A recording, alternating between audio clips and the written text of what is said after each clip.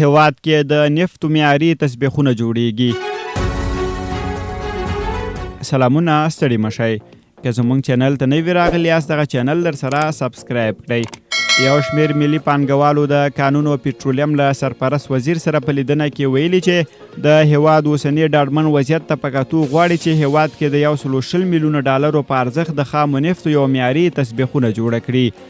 ورته مهال په دې لیدنه کې د کانونو او پټرولیم سرپرست وزیر د خامو نفتو معیاري تسبیحونه جوړول د هیواد جدي اړتیا بللې او دې برخه کې د لازمو همکاریو ډاډ ورکړی.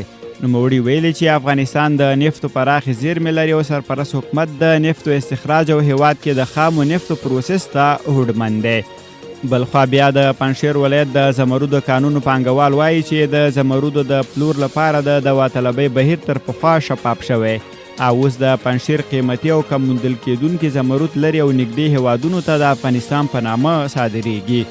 د کانونو او پټرولیم وزارت چارواکي وایي چې په تیرو 8 میاشتو کې چې د پنجشیر د زمرودو په کانونو کې استخراج بیا پیل شوی د 4 میلیونو ډالرو په ارزښت شاوخوا 15,000 قراطه زمرود د قیمتي ګاڼو په سیمه ییزو سوداګرو پلورل شوي دي.